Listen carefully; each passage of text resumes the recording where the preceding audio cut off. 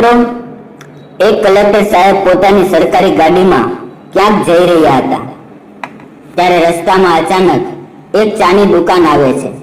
તે દુકાન પર કામ કરવા વાળો એક વ્યક્તિ હાથમાં ચાના ગ્લાસ લઈને રોડ ક્રોસ કરતો હોય છે। જેવો જ તે વ્યક્તિ રોડ ક્રોસ કરે છે તો કલેક્ટર સાહેબની નજર તેના ઉપર પડે છે અને જેવો જ તેઓ આ ચા વાળા વ્યક્તિને જુએ છે તો પોતાના ડ્રાઈવરને ગાડી રોકવા માટે કહે છે। ડ્રાઈવર ગાડી ઊભી રાખે છે અને કલેક્ટર સાહેબ ગાડીમાંથી ઉતરીને તે ચા વાળાની દુકાન પર પહોંચી જાય છે જ્યાં તે ચા વાળો વ્યક્તિ પહોંચ્યો હતો। ત્યારબાદ તે ચા વાળો વ્યક્તિ તે કલેક્ટર સાહેબને જુએ છે તો એકદમથી તેની આંખોમાં આંસુ આવી જાય છે। અહીં જે કલેક્ટર સાહેબ હતા તેમની આંખોમાં પણ આંસુ આવી ગયા હતા। ત્યાં જ તેમનો સિક્યુરિટી ગાર્ડ પણ ઊભો હતો અને સિક્યુરિટી ગાર્ડ આ બધું જોઈને થોડો ગભરાવા લાગે છે। તો મિત્રો, કોણ હતો તે વ્યક્તિ જેને જોઈને કલેક્ટર સાહેબની આંખોમાં આંસુ આવી જાય છે અને આ બંનેને જોઈને સિક્યુરિટી ગાર્ડ શું કામ ગભરાવા લાગ્યો હતો? આખી હકીકત જાણવા માટે વિડીયોને સ્કીપ કર્યા વગર અંત સુધી જરૂર જોજો। આ વાર્તા છે ઉત્તર પ્રદેશના ગાઝિયાબાદની અંદર અમુક છોકરાઓ યુપીએસસીની તૈયારી કરી રહ્યા હતા। એમાંનો એક છોકરો હતો જેનું નામ હોય છે રઘુવીર। રઘુવીરના પિતા સરકારી અધિકારી છે અને નાનપણથી રઘુવીર ભણવામાં ખૂબ જ હોશિયાર છે। રઘુવીરના જે શિક્ષક હોય છે તે રઘુવીરના પિતાને કહે છે કે તમારો દીકરો ભણવામાં ખૂબ જ હોશિયાર છે તો તમારે આને ભણાવવા પર વધારે ને વધારે ધ્યાન દેવું જરૂરી છે। જો તમે આને સારી રીતે ભણાવશો તો તે જરૂર એક સફળ વ્યક્તિ બનશે। આ વાત સાંભળીને રઘુવીરના જે પિતા હોય છે તે પણ આ વાતથી સહમતિ દર્શાવે છે અને જેવો જ રઘુવીર મોટો થાય છે તો તેનું ગ્રેજ્યુએશન પૂરું થયા બાદ તેને ગાઝિયાબાદ મોકલી દે છે આગળનું કોચિંગ કરવા માટે, જેથી એ સારી રીતે ભણી શકે, એક મોટો અધિકારી બની શકે। ત્યાં રહીને રઘુવીર તૈયારી કરી રહ્યો હતો અને જે કોચિંગ ઇન્સ્ટિટ્યૂટની અંદર રઘુવીર તૈયારી કરી રહ્યો હતો તે જ કોચિંગ ઇન્સ્ટિટ્યૂટની અંદર એક વિનય નામનો છોકરો પણ તૈયારી કરી રહ્યો હતો। રઘુવીર ભણવામાં ઘણો વધારે હોશિયાર હતો અને જે વિનય હતો તે પણ ભણવામાં ખૂબ જ હોશિયાર હતો, પરંતુ અહીં જે રઘુવીર હોય છે તે સારી રીતે ભણવામાં ધ્યાન દેતો હતો, એટલે કે તેની પાસે સારા કપડાં હતા, સારો રૂમ હતો ભણવા માટે અને તે સારામાં સારી ચોપડીઓ ખરીદી લેતો હતો। એને કોઈ પણ પ્રકારનો કંઈ વાંધો નહોતો, પરંતુ જે વિનય હોય છે તેની પાસે વધારે સારી સામગ્રી નહોતી। તે જૂના ઉતરેલા કપડાં પહેરતો અને વધારે પડતા બીજાની ચોપડીઓ માંગીને ભણતો હતો। હવે જ્યારે રઘુવીર જુએ છે કે વિનય ભણવામાં ખૂબ સારો છે અને તેનો સ્વભાવ પણ ખૂબ જ સારો છે, કેમ કે તે ક્લાસમાં ખૂબ જ શાંત રહેતો અને બધા સાથે ખૂબ જ નમ્રતાથી વાતો કરતો। ત્યારબાદ જે રઘુવીર હોય છે તે ધીરે ધીરે વિનય સાથે દોસ્તી વધારતો જાય છે અને સમય જતાં બંને એકબીજાના ગાઢ મિત્રો બની જાય છે। જ્યારે તે બંને મિત્રો બની જાય છે તો રઘુવીરને ખબર પડે છે કે વિનય જે માતા પિતા હોય છે તે ખેડૂત હોય છે અને તે અહીં રહીને કોચિંગ કરે છે અને સાથે તેને કામ પણ કરવું પડે છે, જેનાથી તે પોતાના રૂમનું ભાડું ભરી શકે અને સાથે જ ખાવા પીવાનો સામાન પણ ખરીદી શકે। એટલે રઘુવીર તેને કહેવા લાગે છે કે ભાઈ, એવી વાત છે તો તું એક કામ કર, મારા રૂમમાં રહેવા આવી જા। મારો રૂમ ઘણો મોટો છે અને ત્યાં જ આપણે બંને એક સાથે રહી લઈશું અને ત્યાં તારા ખાવા પીવાનો પ્રોબ્લેમ પણ બંધ થઈ જશે, કેમ કે તું ભણવામાં ઘણો સારો છે અને જો તું ભણવાની સાથે સાથે કામ પણ કરીશ તો આ પરીક્ષા ક્લિયર કરવી ખૂબ જ મુશ્કેલ થઈ જશે। જો તું મારી સાથે રહીશ તો એનાથી પણ મને પણ થોડી મદદ થઈ જશે।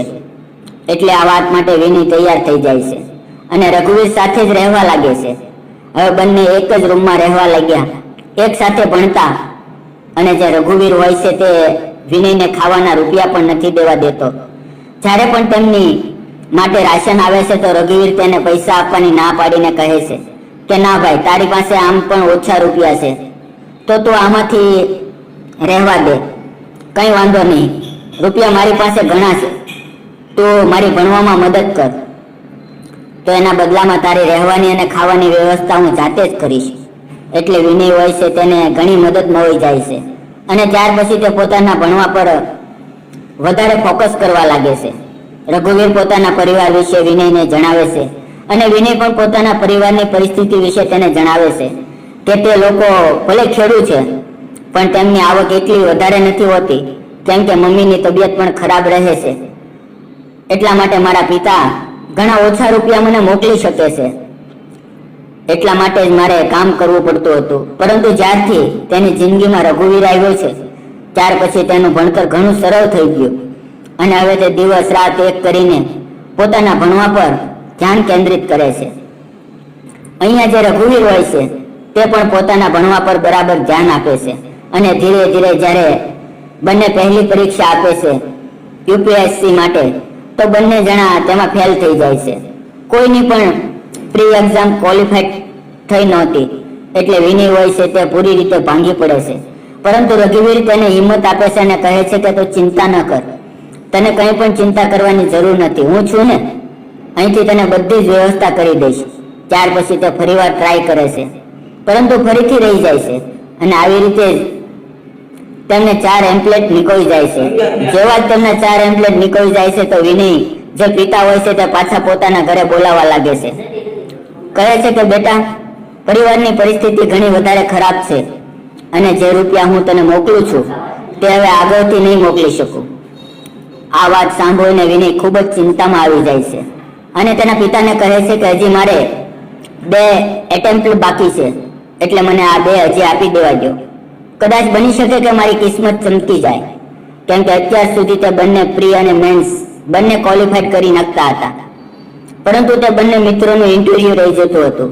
આ વાત સાંભળીને તેના પિતા તેને હા પાડી દે છે અને હજી 1 વર્ષ તેનો સાથ આપવા માટે કહે છે અને કહે છે કે ઠીક છે બેટા, જો એવી વાત હોય તો હજી 1 વર્ષ સુધી હું તને થોડા ઘણા રૂપિયા મોકલીશ, પરંતુ ત્યાર પછી મારી પાસે કોઈ આશા ન રાખતો. આ વાત પર વિનય સહમત થઈ જાય છે અને ધીરે ધીરે તેનું 1 વર્ષ પણ વીતી જાય છે. પરંતુ આ વખતે પણ તે જ થયું જે પહેલા થતું આવતું હતું. તે બંને પ્રી અને મેન્સ બંને ક્વોલિફાઈડ થઈ ગયા હતા, પરંતુ આ વખતે પણ તે બંને ઇન્ટરવ્યુ માટે રહી ગયા હતા. એટલે કે ભણવામાં તો તે બંને ઘણા સારા હતા, પણ હજી તેમની કિસ્મત સાથ નહોતી આપી રહી અને એટલા માટે જ બંને મિત્રો ખૂબ જ હતાશ અને નિરાશ થઈ જાય છે. હવે જેવું જ આ વર્ષ પૂરું થાય છે, ઇન્ટરવ્યુ રિઝલ્ટ આવે છે, તો વિનય પોતાનો સામાન પેક કરવા લાગે છે અને કહે છે કે દોસ્તો, હવે તું જ અહીં રહે, મારે જવું પડશે, કેમ કે મારા પિતા મને 1 વર્ષની મુદત આપી હતી અને 1 વર્ષની મુદત પણ મારી ખતમ થઈ ગઈ છે. આ વાત સાંભળીને રઘુવીર તેને રોકે છે અને કહે છે કે ભાઈ, તું ક્યાં જઈ રહ્યો છે? હવે 1 વર્ષ તો વાત છે, બની શકે કે કદાચ આ વર્ષે આપણે બંનેના નંબર વધી જાય. આ વખતે આપણે હજી વધારે મહેનત કરીશું. પરંતુ વિનય ના પાડે છે અને કહે છે કે ના, ઘરવાળાએ મને ના પાડી દીધી છે કે હવે તેઓ મારી ઉપર રૂપિયા ખર્ચ નહીં કરી શકે અને મારે તેની પાસે જવું પડશે. મારી મમ્મીની તબિયત પણ ખરાબ રહે છે અને પપ્પા પણ ખૂબ પરેશાન રહે છે. તો રઘુવીર તેને કહે છે કે ભાઈ, જો એવી વાત હોય તો તું ઘરે કહી દે કે હવે તેઓ તને 1 રૂપિયો પણ ન મોકલે, અહીંથી હું તારા માટે જુગાડ કરી આપીશ અને તારે ઘરેથી રૂપિયા મંગાવવાની જરૂર નથી. ત્યાર પછી વિનય આ વાત પર થોડો વિચાર કરે છે અને ત્યાર પછી ફાઇનલી તે પોતાના પિતાને ફોન કરીને કહી દે છે કે પપ્પા, આ ફાઇનલ એટેમ્પ્ટ છે, એટલે મને આ છેલ્લી વખત ટ્રાય કરી લેવા દો. બની શકે કે કદાચ આ વખતે મારો નંબર વધારે આવે અને મારી કિસ્મત ચમકી જાય. પરંતુ તેના પિતા સાફ ના પાડી દે છે અને કહે છે કે ના બેટા, હવે એવું નહીં થઈ શકે. અહીં તારી મમ્મીની તબિયત ખૂબ જ વધારે ખરાબ રહે છે અને પરિવારની આર્થિક સ્થિતિ પણ ખૂબ જ ગડબડ થઈ ગઈ છે, એટલે તારે પાછું આવવું પડશે, કેમ કે હવે અમે તારા ભણતર પાછળ વધારે રૂપિયા નહીં ખર્ચી શકીએ. એટલે વિનય પોતાના પિતાને કહે છે કે પપ્પા, તમારે 1 પણ રૂપિયો નથી મોકલવાનો, હું અહીંયા જ મારી વ્યવસ્થા કરી લઈશ, પણ તમે મને 1 વર્ષ આપી દો, જેથી હું મારા નસીબને અજમાવી શકું અને બની શકે કે કદાચ મારું સિલેક્શન થઈ જાય. એટલે તેના પિતા આ બાબત પર થોડીવાર સોચ વિચાર કરે છે અને પછી કહે છે કે ઠીક છે બેટા, જો એવી વાત હોય તો તું છેલ્લી વખત હજી કોશિશ કરીને જોઈ લે. જેવો જ તેના પિતાએ હા પાડી તો વિનયના ચહેરા પર એક અલગ જ સ્માઇલ આવી ગઈ અને તે તરત જ પોતાના મિત્રને ગળે લગાડીને કહે છે હવે આ વર્ષની તે બંને તૈયારી કરવા લાગે છે અને જેવો જ તેઓ તૈયારી કરે છે તો પ્રી મેન્સ અને ઇન્ટરવ્યુ ત્રણેય થઈ જાય છે, પરંતુ હજી રિઝલ્ટ આવવાનું બાકી હતું.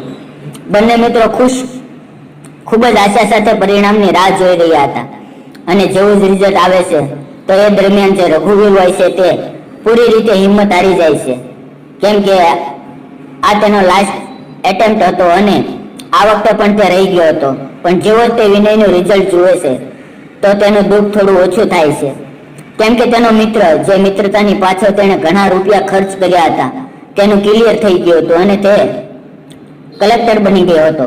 વિનય પણ આ વાતથી ખુશ થાય છે, પણ તે પોતાના મિત્રના ઉદાસ ચહેરાને જોઈને પોતાની ખુશી સેલિબ્રેટ નથી કરી શકતો. ત્યાર પછી રઘુવીર તેને કહે છે કે ભાઈ, કાંઈ વાંધો નહીં, તારી એક્ઝામ ક્લિયર થઈ ગઈ તે ઘણી સારી વાત છે. કમસે કમ તું તો મોટો અધિકારી બની જઈશ. ત્યાર પછી વિનય રઘુવીરને હિંમત આપે છે અને કહે છે કે ભાઈ, કિસ્મતની સામે કોઈ નથી જીતી શકતું, પરંતુ તું ચિંતા ન કર. તને આ સરકારી નોકરી નથી મળી તો બીજી કોઈ પણ સરકારી નોકરી તો તને મળી જ જશે. તો તું બીજી કોઈ પરીક્ષાની તૈયારી કર, કેમ કે બીજી પણ ઘણી સરકારી નોકરીઓ છે જેનાથી જિંદગી આરામથી વ્યતીત થઈ જાય છે. તો તું એની તૈયારી કર અને મારા હિસાબે તો તેમાં તારું સિલેક્શન આરામથી થઈ જશે. રઘુવીર પણ પોતાના દોસ્તોની વાતને સમજે છે અને કહે છે કે હા ભાઈ, તું બરાબર કહી રહ્યો છે અને મારે એવું જ કરવું જોઈએ. હવે રઘુવીર ત્યાં જ રહીને તૈયારી કરવાનો નિર્ણય કરે છે અને વિનય પોતાની ટ્રેનિંગ માટે જતો રહે છે. રઘુવીર અહીં રહીને ભણવા લાગે છે, પણ જેવા 6 મહિના થાય છે તો તેના પિતા તેને ધમકાવવા લાગે છે અને કહે છે કે તું ક્યારેય સફળ નહીં થાય. એના કરતાં તો સારું છે કે તું અહીંયા પાછો આવી જા અને અહીં જ અમારી સાથે રહેવા લાગ. પરંતુ રઘુવીર પોતાના પિતાને સાફ કહી દે છે કે પપ્પા, મારે તો સરકારી નોકરી જ કરવી છે. ભલે એક સરકારી નોકરીમાં મારું સિલેક્શન નથી થયું, પણ હું બીજે ક્યાંય ને ક્યાંય તો સફળ જરૂર થઈશ. એવું કહેતા તે પોતાના પિતાને 1 વર્ષ માટે રાહ જોવાનું કહે છે. પરંતુ જેવું જ તેને ત્યાં તૈયારી કરતા 1 વર્ષ પૂરું થાય છે તો 1 વર્ષ પછી તેના પિતા તેને પૂરી રીતે ના પાડી દે છે અને કહે છે કે હવે અમે તને જરાય પણ ખર્ચો નહીં મોકલીએ, કેમ કે હજી તારો નાનો ભાઈ પણ તેને પણ હજી ભણાવવાનો છે અને તારા એકલા પાછળ ક્યાં સુધી રૂપિયા બગાડતા રહીશું. હવે તે પણ મોટો થઈ ગયો છે અને તારા ભવિષ્ય વિશે પણ વિચારવાનું છે. એટલે રઘુવીર તેમને કહે છે કે કંઈ વાંધો નહીં પપ્પા, થોડા દિવસોની મુદત હજી આપી દો. પરંતુ તેના પિતા તેને સાફ ના પાડી દે છે અને કહે છે કે જ્યારે તારા ભાગ્યમાં સરકારી નોકરી નથી તો તું શું કામ ને તેની પાછળ પડી ગયો છે. રઘુવીર જિદ્દી હતો અને તે કહેવા લાગ્યો કે ના પપ્પા, હું આવી રીતે નિષ્ફળ થઈને આ શહેરમાં પાછો નહીં આવું. જ્યાંથી હું આવ્યો છું નિષ્ફળ થઈને પાછો ફરીશ તો લોકો મારા ઉપર જાત જાતની વાતો કરશે અને એ વાત હું જરાય પણ સહન નહીં કરી શકું. જો હું અહીંયાથી આવીશ તો સફળ થઈને જ આવીશ, નહીતર હું અહીંથી પાછો નહીં આવું. હવે દીકરો જ્યારે આવી જીદ પકડીને બેસી જાય છે તો પિતા નારાજ થઈ જાય છે અને કહે છે કે બેટા, તું પાગલ તો નથી થઈ ગયો ને? જો તે ચીજ નથી ચડી તો ત્યાંથી પાછા આવવા જા, બીજું કંઈ કામ શોધી લેજે, એમાં કંઈ મોટી વાત થોડી છે. પરંતુ રઘુવીર પોતાની જીદ પર અડગ હતો અને ત્યાર પછી રઘુવીરના જે પિતા હોય છે તે કહે છે કે ઠીક છે, તારે જે કરવું હોય તે કર, પરંતુ અમારાથી કોઈ સંબંધ રાખવાની જરૂર નથી. આવું કહીને રઘુવીરના પિતા તેની સાથે વાત કરવાની પણ ના પાડી દે છે. પરંતુ જે રઘુવીર છે તેના મનમાં એમ જ હતું કે ક્યાંક ને ક્યાંક સરકારી નોકરી જરૂર લાગી જશે અને એટલા માટે જ તે મહેનત કરે છે. પણ બધી પરીક્ષાની જેમ અહીંયા પણ થોડી થોડી કમી રહી જાય છે અને તેની કિસ્મત નથી ચમકીતી. હજી સુધી તો રઘુવીર જેમ તેમ કરીને પોતાનું ગુજરાન કરી લીધું હતું, પરંતુ હવે તો પોતાનો ગુજારો પણ નહોતો કરી શકતો, કેમ કે તેની પાસે પૂરી રીતે રૂપિયા ખતમ થઈ ગયા હતા. જે પણ એક્સ્ટ્રા ચીજ વસ્તુઓની તેની પાસે હતી તે બધી વેચીને તેણે તે રૂપિયા પોતાની તૈયારીમાં લગાડી દીધા હતા, પરંતુ તે સફળ નહોતો થઈ શક્યો. તે પૂરી રીતે હતાશ અને નિરાશ થઈ જાય છે અને ત્યારે અચાનક તેને પોતાના તે મિત્રની યાદ આવે છે જેને તેણે કલેક્ટરને ટ્રેનિંગ કરવા માટે મોકલી દીધો હતો અને તેણે તેનો ખૂબ જ વધારે સાથ આપ્યો હતો. તે વિચારે છે કે કેમ નહીં, હું મારા તે દોસ્તની પાસે જાઉં, બની શકે કે હવે તે મારી મદદ કરી દે અને હું કોઈ સારા કામમાં સફળ થઈ જાઉં. એવું વિચારીને રઘુવીર પોતાના દોસ્ત વિનય વિશે જાણકારી મેળવે છે અને તપાસ કરે છે કે તે અત્યારે કઈ જગ્યાએ પોસ્ટેડ છે. તેને ખબર પડી જાય છે કે તે એક જિલ્લામાં પોતાનો પદભાર સંભાળી રહ્યો છે અને તે ખૂબ જ સારી રીતે તેનું કામ કરી રહ્યો છે. ત્યાર પછી રઘુવીર પોતાના મિત્ર વિનયને મળવા માટે ત્યાં નીકળી જાય છે. થોડા ઘણા રૂપિયા ભેગા કરી અને જેમ તેમ કરીને વિનયની ઓફિસ સુધી પહોંચી જાય છે. પરંતુ ત્યાં ગયા પછી જેવો જ ત્યાંનો સિક્યુરિટી ગાર્ડ તેની હાલત જુએ છે તો તેને મળવા માટે ના પાડી દે છે અને કહે છે કે તારા જેવા લોકો માટે કલેક્ટર સાહેબ ફ્રી નથી, તું અહીંથી જતો રહે.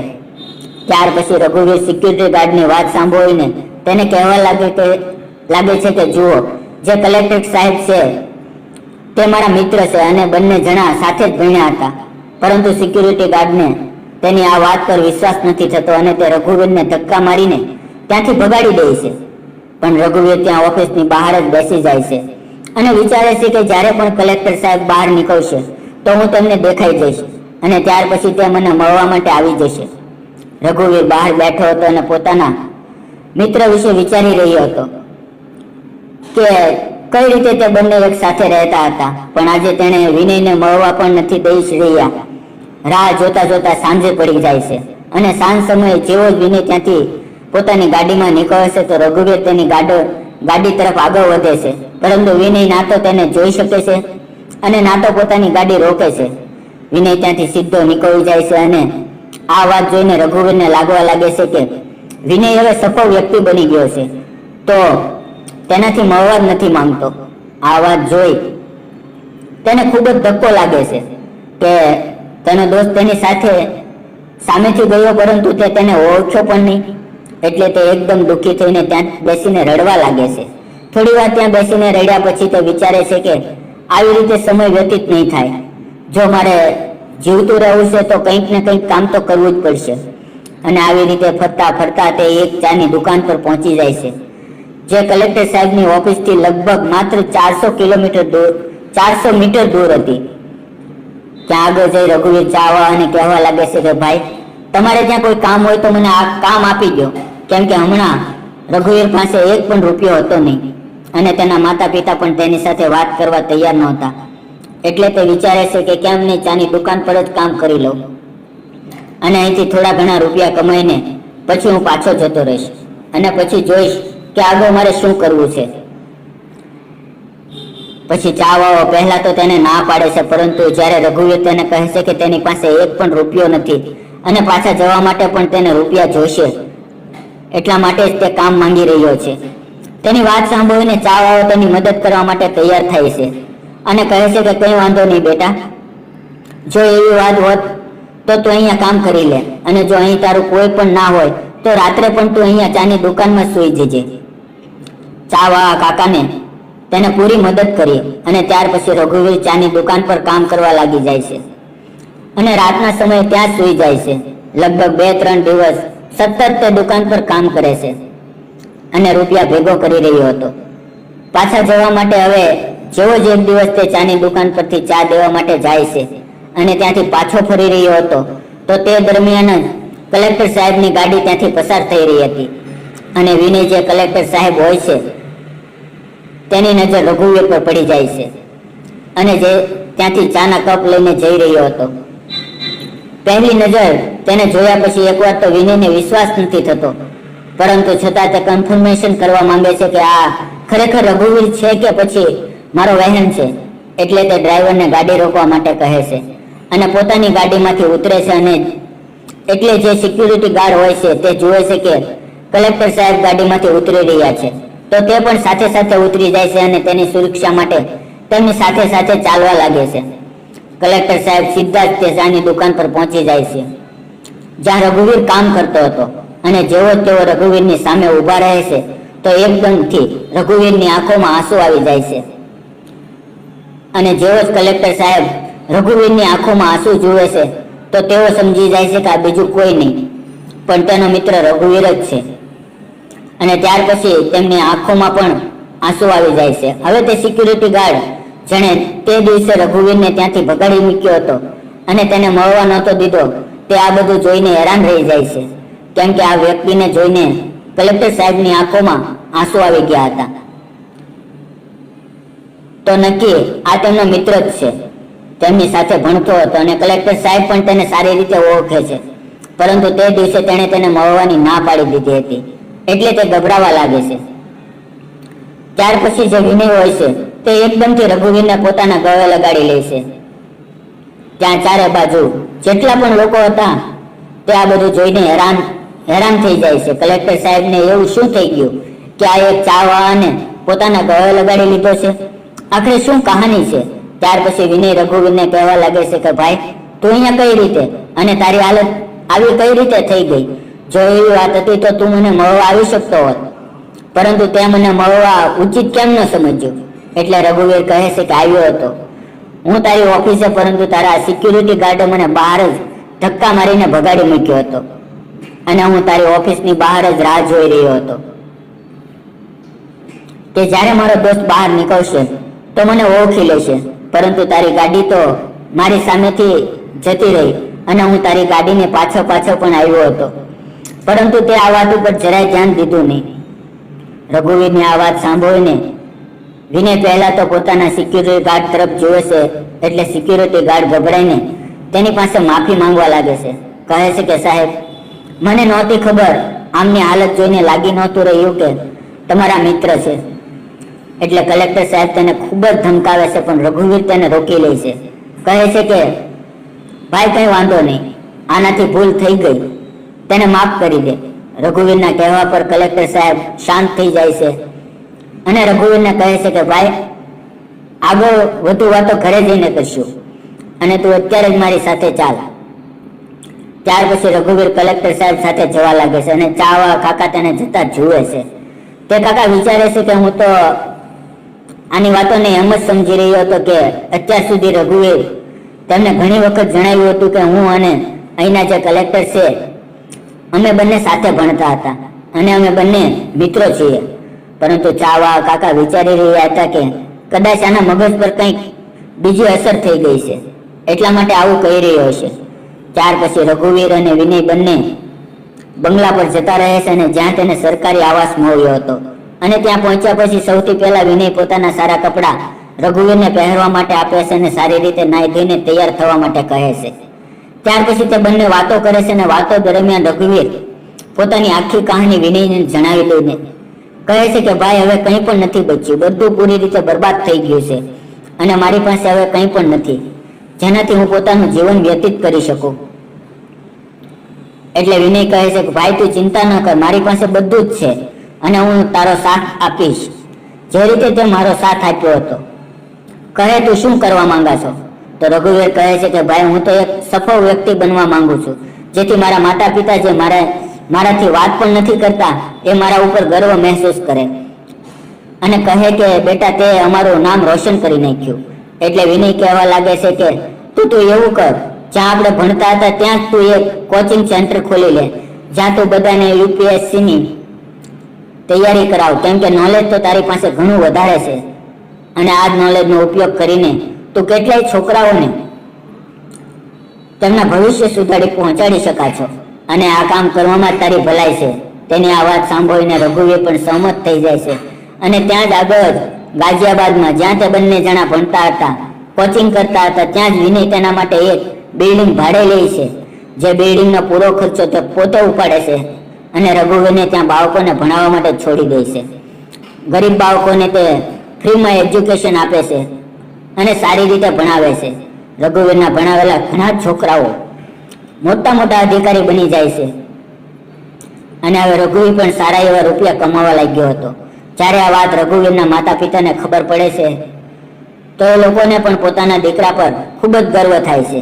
જોકે તે પોતે એક મોટો અધિકારી બન્યો હોત તો ફક્ત પોતાનું જ ભવિષ્ય ઉજ્જવળ બનાવી શક્યો હોત, પરંતુ એક કોચિંગ સેન્ટર ખોલીને શિક્ષક બનીને ઘણા ગરીબ બાળકોને પોતાના લક્ષ્ય સુધી પહોંચાડી દીધા અને ઘણાનું ભવિષ્ય ઉજ્જવળ બનાવ્યું. ચારે બાજુ લોકો રઘુવીરની વાહ કરતા હતા. ત્યાર પછી માતા પિતા પણ તેની પાસે આવે છે. જેવું જ રઘુવીર પોતાના માતા પિતાને જુએ છે તો એકદમ ખુશ થઈ જાય છે અને તેમને પગે લાગે છે. તેના પિતા તેની પાસે માફી માંગીને કહે છે કે બેટા, અમને માફ કરી દે, અમે તને ખોટી રાહ સીંધી રહ્યા હતા, પરંતુ તારી સાચી રાહ કંઈક બીજી જ હતી. તો મિત્રો, આ હતી આજની વાર્તા, જ્યાં એક ગરીબ છોકરો જે ગરીબ ખેડૂત પરિવારનો હતો તે મહેનત કરીને કલેક્ટર બની જાય છે અને એક સરકારી અધિકારીનો દીકરો એક સાચો અને કાબિલ શિક્ષક બની જાય છે અને બધાનું ભવિષ્ય ઉજ્જવળ કરે છે.